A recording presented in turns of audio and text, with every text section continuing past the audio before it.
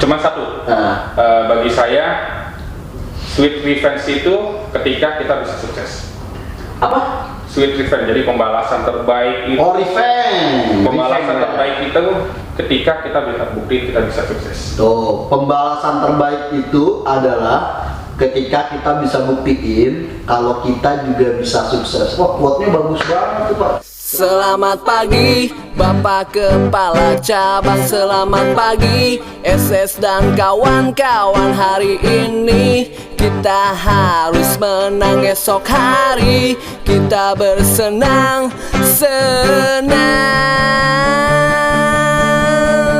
Tuh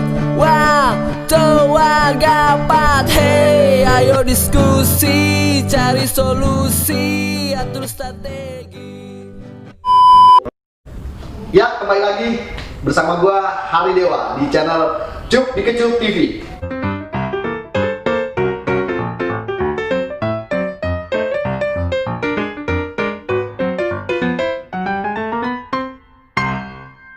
Kali ini gue kedatangan langsung nih.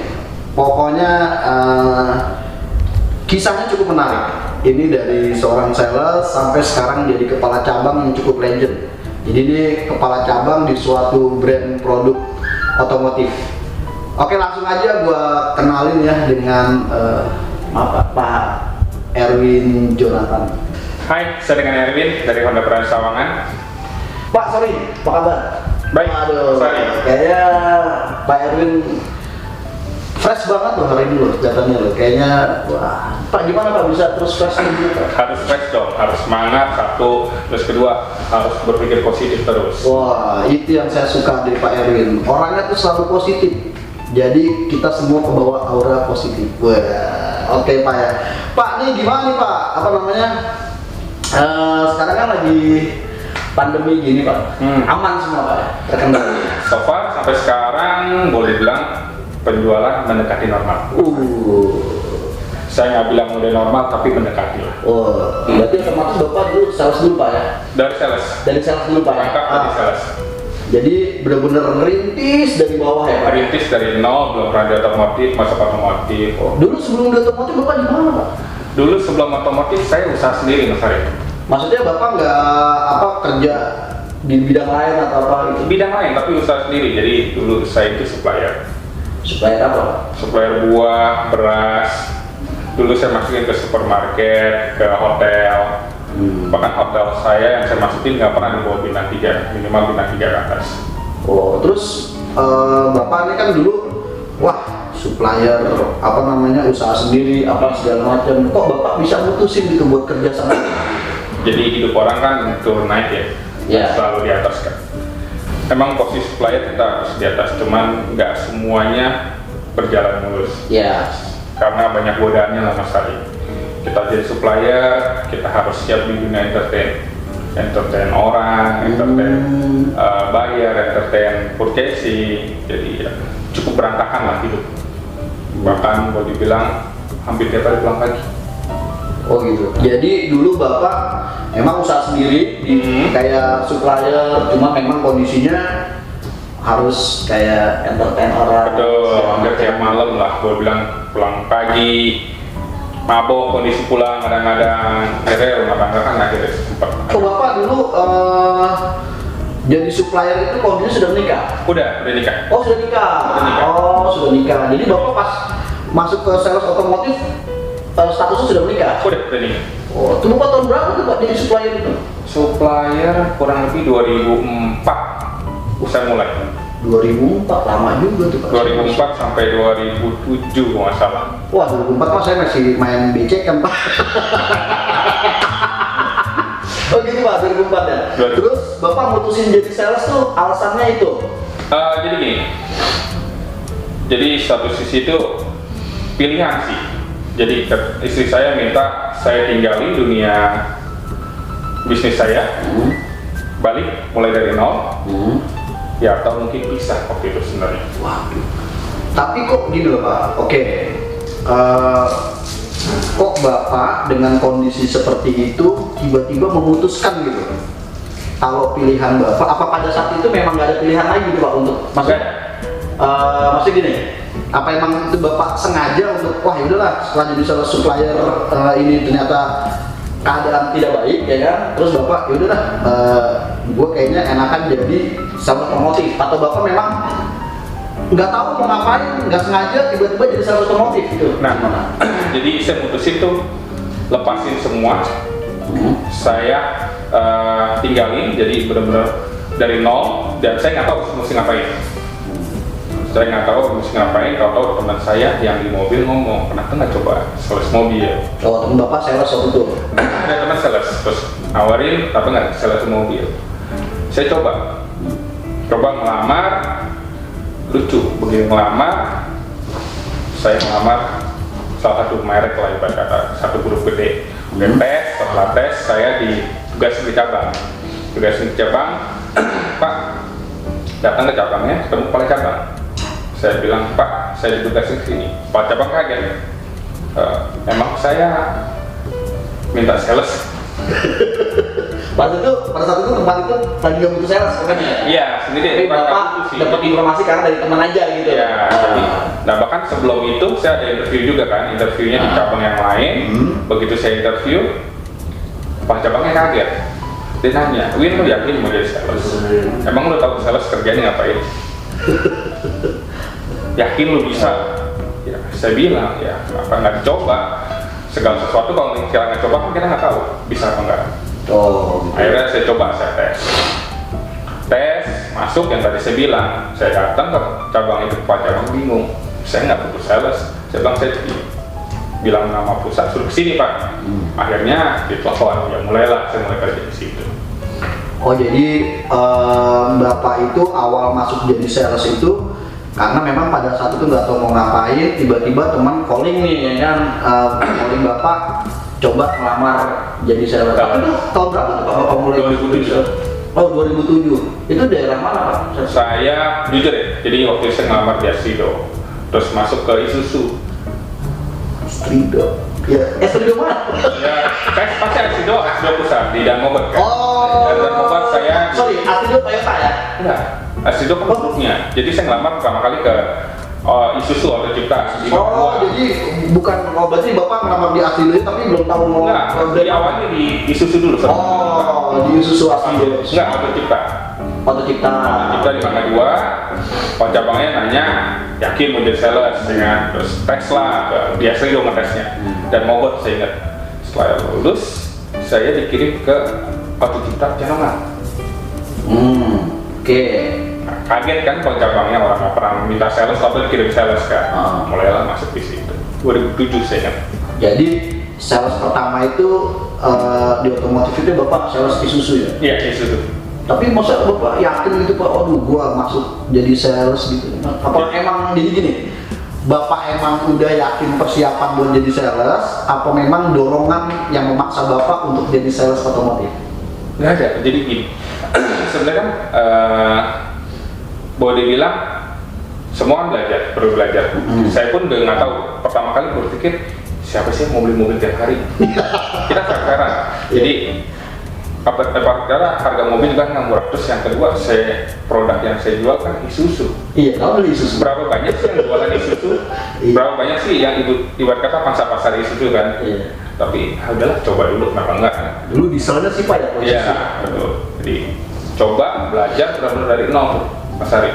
Jadi bukan langsung kayak gini. Bahkan tempaan dulu, wah luar biasa. Tempatnya gimana tuh Pak maksudnya? Ngerasain taruh di jalanan, di lampu merah. Taruh di jalanan kayak anak-anak yang orang ondel-ondel itu Pak. Kalau sih Pak taruh di jalan ditinggal Pak? Iya, ditinggal. Bahkan berapa kali kalau misalnya Orang anak itu Pak. belajar flyering canvassing gitu ya.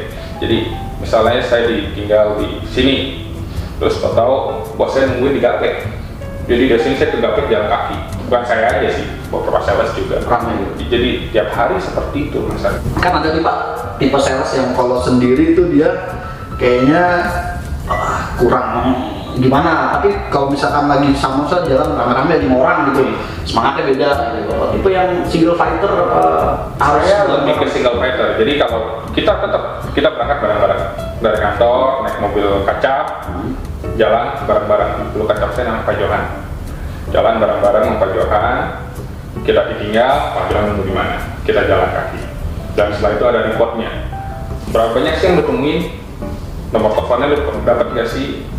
Jadi, tapi waktu 2007 itu berarti Bapak udah pakai handphone ya? Maksudnya belum zamannya pakai pager. Pager ada, handphone ada dulu. Oh udah pakai. Udah pakai itu ya. Jadi dulu. Cuman database-nya berarti langsung minta nomor telepon gitu. Betul, nomor telepon atau kartu nama kalau misalnya ke toko. Terus Bapak kan jadi Isuzu sales itu berapa lama gitu? Di Isuzu saya 2 tahun. 2 tahun, setelah itu Saya pindah ke Honda. ke Honda sales lagi? Sales lagi. Oh masih sales? Masih sales. Oh. Jadi dari Isuzu saya pindah ke Honda Janiaga di Balikpapan, Tomang. Lama di sana karena temen ngajakin, "Wih, cobain di Honda." Kan Honda cara jualan pasar-pasar lebih banyak dong dari Isuzu. Kemudian pindahlah ke Honda. Oh gitu. Terus di Honda itu masih pindah lagi atau? Dari kan 2009 ya saya di. Ya kan 2007 di Isuzu, 2009 masuk Honda Janiaga. Setahun tuh sampai 2010 Janiaga kolaps. Oh, Tutup. Ya. Dealernya tutup. Terus saya nggak ngelamar sebenarnya. Pertama kali saya didatangi teman saya. Teman saya sales Honda Fatmawati. Datang tuh ke Janiaga. Jadi ini teman lagi nih, info gitu. Aja, Win lu pindah sini aja. Emang kan dia dengar kasus dealer mau tutup kan.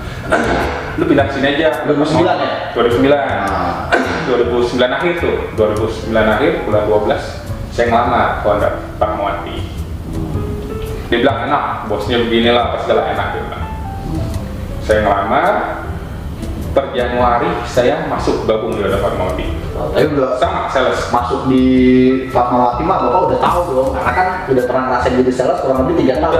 Udah. Berarti kan udah tahu mau kemana, mau gimana udah tahu dong. Udah, bahkan agak kaget masuk Fatmawati pertama kali santai banget. Oh, jadi kulturnya sama yang sebelumnya itu beda ya? Beda jauh. Kayak di Janiaga saya jualan 5 dibego-begoin. Dibego-begoin sama mindset saya. Bego lu, cuma jualan 5. Terus kalau di Fatmawati jalan 5 enggak, digendong-gendong. jualan 3 aja lebih keranjak salesnya. Awal-awal saya nggak masuk. Oh gitu. Oh itu tahun berapa jualan 3? 2010 jualan masuk tuh. Kan kita pisah-pisah kan dari yang Janiaga ada yang ke Pondok Indah, yang Fatmawati cuma saya doang. Ya. Ada yang ke Sunter, ada yang ke Danmogot. Saya masuk ke sana. Kaget jualan 3 kok santai banget salesnya, udah kayak raja. Cuman cuek lah. Yang tadi saya bilang, saya kan biasa single rider kan. Bang Bapak dibilang jualan 3 aja itu Bapak sebulan berapa di Fatmawati? Kadang 18, kadang 14. Nih guys, Bapak Erwin Jonathan tahun 2009 ya Pak? Tahun 2010 ya kan, sebulannya nggak mati 18 unit. Benar gitu. 14. Apa? Paling minim ini 14 loh. Tuh, ini 14 unit. Tapi sih saya pernah dengar juga sih kalau Bapak itu dulu waktu jadi sales katanya super royal. Iya Pak ya? Iya. Gitu ya emang ya? Jadi Tapi emang ya gini. Kenapa sih Pak? Bisa maksudnya kan Bapak kan Bapak tadi bilang jualan 3 di sini apa namanya? kayak raja. Kayak Mungkin kultur sebelumnya ya. Jadi dulu kan Fatmawati saya pertama masuk jual peringkat berapa ya? Kok bisa 20-an ya setahu saya. Bapak berarti kalau jualan tiap bulannya berapa tadi? 14, 18 itu terbaik se-Jabodetabek nih. Banyak juga. Oh ada juga yang lebih banyak. Masih banyak, sangat banyak. Ternyata kan di luar kita nggak tahu, di atas langit masih ada langit. Jadi saya boleh bilang royal sama sales lain karena saya dimusuhin. Benar. Awal-awal itu saya dimusuhin sama sales senior. Oh jadi Bapak gini, wah gara-gara gue mungkin jualan banyak kali ya? Iya, Gara-gara gue jualan banyak, terus gue dimusuhin ya sama senior-senior yang baru tuh. Siapa tuh senior-seniornya tuh? Terus Bapak cara beradaptasinya dengan ya maksudnya ya lah gitu ya. Battle Pak Mas Ari. Jadi waktu itu saya bawa mereka orang karaoke. Tuh. Ini yang pas saya dengar. Ini yang pas saya dengar. Bagiannya ya. Saya bawa ke tempat karaoke, minum, sedikit mabuk, saya saling servis Mas Ari. Oh. Dewa Dewi di kayangan Citi, ku bahagia.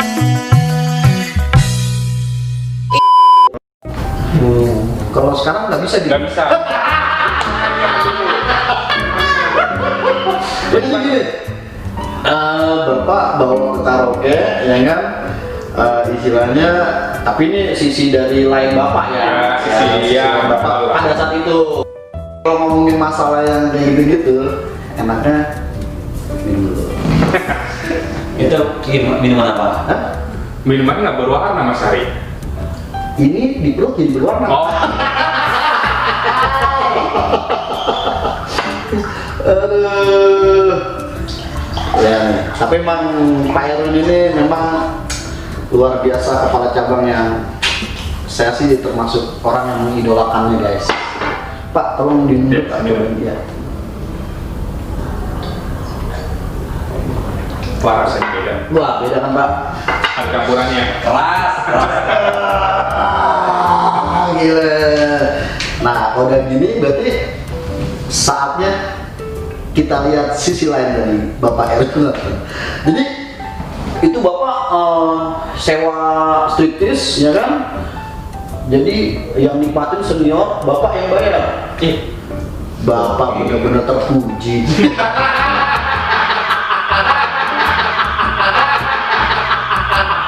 Bisa kali lagi.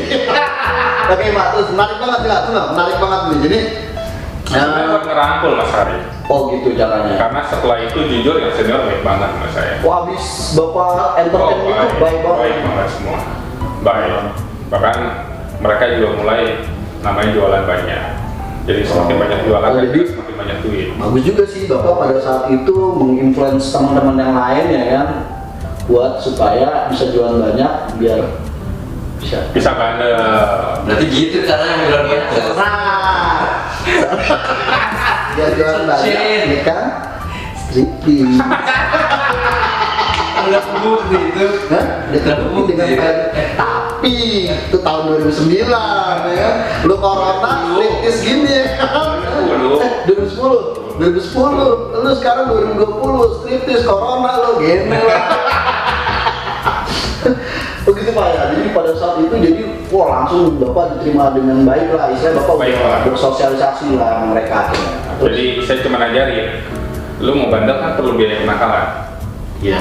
Tapi emang waktu sih Pak, Bapak jualan sebulan 18, 14 keluar duit segitu mah kecil ya Pak ya? Iya, Di zaman dulu itu. mah ya emang dulu lebih enak kan dari Ya itu lebih enak gitu ya. Jadi istilahnya Bapak melewati masa itulah gitu. Iya, udah kenyang lah masa dari sebelumnya kayak gimana, udah kenyang lah masa saya. Tapi maksudnya gini Pak, cuman itu doang Pak. Yang sembunyi Pak. Cuman itu doang Pak. Apa Pernah satu kantor Mas Hari, saya ulang tahun saya undang. satu kantor? Satu kantor, divisi sales, saya undang, saya acara ulang tahun, besokannya lebih dari 50% nggak masuk. Satu kantor diundang loh. Bisa. Dulu kalau tahu Bapak ulang tahunnya kayak gitu Pak, walaupun saya nggak kenal Bapak, saya datang Pak. Oh gitu Pak? Pernah. Datang satu kantor, tapi mereka mah cuma paling mabuk minum gitu, nggak mabuk Mabuk minum. Mabuk yang lain nggak? Nah, mabuk cewek paling Mabuk enak. cewek doang, mabuk cewek doang. Tapi salut lah buat Pak Erwin lah. Berarti walaupun misalkan memang itu hal yang pada saat itu istilahnya ada sisi negatifnya Pak, cuman ada sisi positifnya ya kan, bisa jualan banyak akhirnya teman-teman yang lain gitu Pak. Betul. Itu berapa lama Pak jadi sales di Fatmawati itu? Sampai jadi supervisor. Bapak maksudnya kan dari sales ke supervisor dulu kan, nggak langsung jadi kepala cabang. Betul. Jadi dari sales ke supervisor itu saya gabung Januari 2010, saya jadi SS itu di 2011 November. Tahun 10 bulan lah ya. Tahun 10 bulan. Oke Pak nih, oh sorry nih, ini agak sedikit pertanyaannya mungkin sensitif ya. Pada saat Bapak jadi sales nih Pak, pada saat jadi sales ada nggak nih Pak hal yang membuat Bapak tuh sedih banget gitu, sampai berpikir bahwa apa yang terjadi saat itu sehingga membuat Bapak itu menjadi suatu motivasi yang mungkin ya Pak, salah satunya bisa jadi Bapak sekarang ini. Ada nggak gitu? Kalau nggak ada ya nggak apa gitu. Sebenarnya sih ada Mas, cuman nggak enak diungkapin di sini. Oke Pak, oke, itu nggak bisa Intinya cuma satu. Bagi saya, sweet revenge itu ketika kita bisa sukses. Apa? Sweet revenge, jadi pembalasan terbaik itu. Oh, revenge. Pembalasan terbaik itu ketika kita bisa bukti kita bisa sukses. Tuh, pembalasan terbaik itu adalah ketika kita bisa buktiin kalau kita juga bisa sukses. Wah, quote-nya bagus banget tuh Pak tuh. Boleh tuh Pak quote-nya tuh. Jadi ya itulah salah satunya kenapa awal masuk di Fatmoti emang saya jualan nggak langsung top langsung 14-18, mungkin sekitar 8-5. Tapi setelah yang tadi saya bilang motivasi itu, di situ langsung namanya saya kerja, boleh bilang workaholic. Saya kerja tiap hari dari pagi sampai malam, bahkan jujur ya, ambil SPK tuh sempat sampai Cikarang, hampir Kerawang, saya naik motor malam-malam.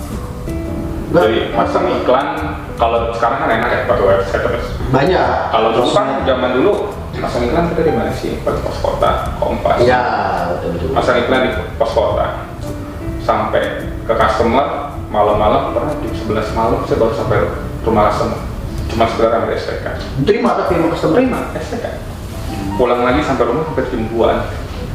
Tapi ada kejadian-kejadian lucu nggak tuh Bang customer itu selama Bapak jadi sales? Ada yang Bapak ingat gitu yang sampai sekarang nggak lupa gitu? Kejadian lucu Atau kejadian Suka dukanya. ya bukan ada nggak satu kejadian gitu ya istilahnya pada saat Bapak jadi sales itu sama customer yang sampai sekarang masih ingat lah apa? Kalau nggak ada juga nggak apa-apa. ada satu sih. Jadi saya pernah lagi jaga pameran. Selamat pagi Bapak Kepala Cabang, selamat pagi SS dan kawan-kawan. Hari ini kita harus menang, esok hari kita bersenang-senang.